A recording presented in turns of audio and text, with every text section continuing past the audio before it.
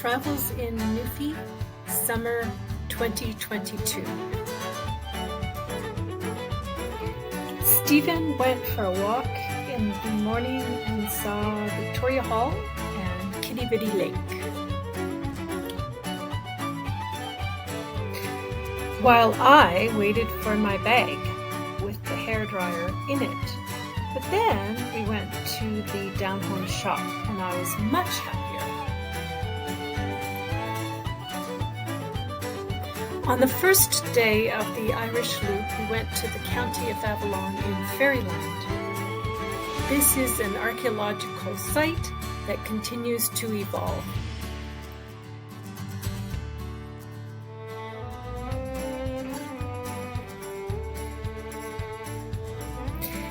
In the cookhouse, she taught us 16th century cooking and then made us some homemade lemonade. And then we went to see some house sites.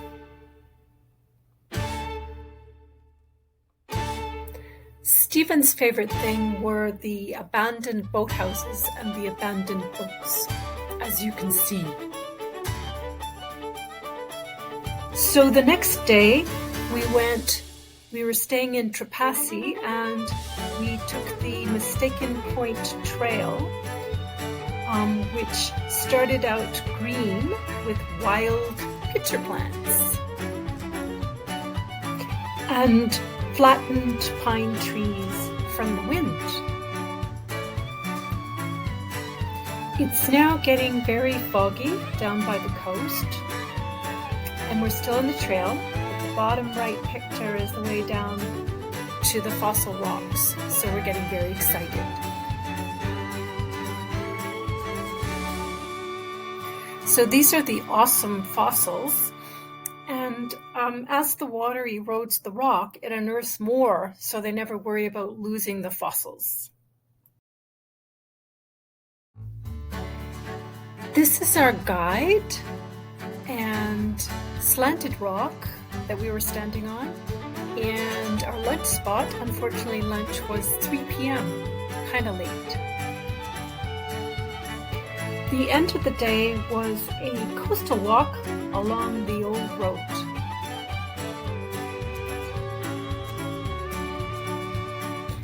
So the next day was Harbour Grace and Carbonear on our way to the hotel, continuing along the Irish Loop.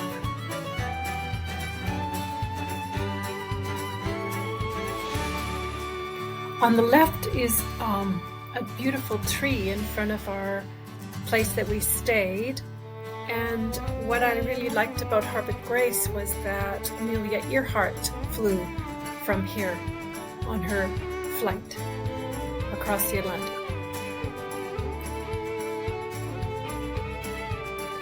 So why we went to Carbonear was because my second great-grandfather came to Canada from Dorset, England to there, but actually nowadays it's a very boring town with nothing much happening. Oh well. So the final day of the Irish Loop, we decided to go to Bell Island by ferry and then back to the highway and then back to St. John's that night. On Bell Island, we went down to the mine, which was really interesting, and had lunch at the mine because nothing was open. And the only thing that we could do in the town was walk around and see if we could spot some whales.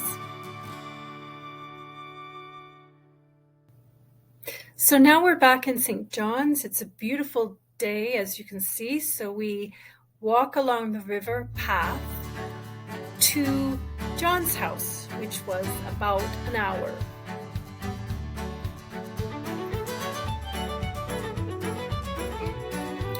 I should say here, John and Wendy's house. Here it is.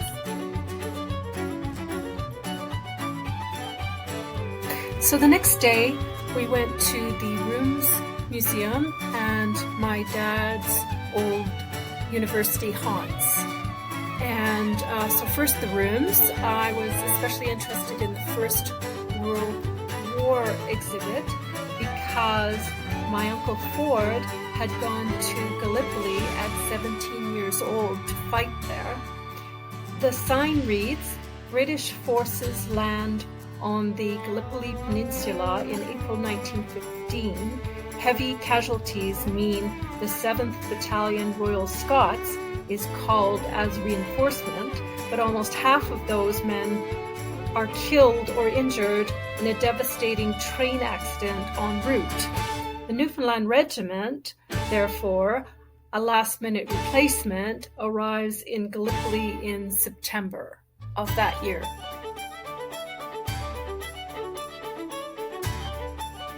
So the trenches were the worst part of Gallipoli, living with dirt, disease, hunger, cold, fear, and death. My uncle was shot in the arm from a trench and then recuperated in a British hospital. He never talked about his experience, I wonder why, and just moved on with life in Newfoundland and married my aunt, Amy.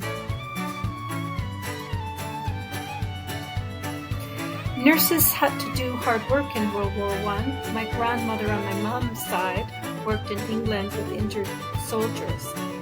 In Gallipoli, the way of communication was by soldiers who took a message from the senior officers and ran in the trenches to get the message to the men.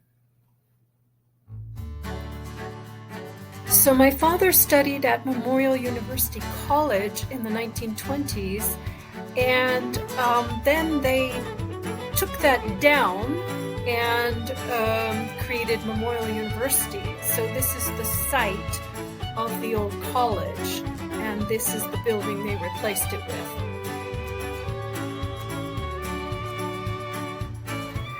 Our final day was in St. John's, and we went to the new Memorial Park. It's quite beautiful with the new statue. Ah, the Newfoundland dog, including paws.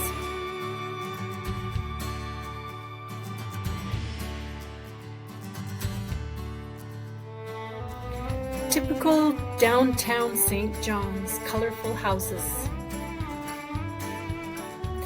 And we come to the end of our trip, and so I say goodbye for now. Newfie.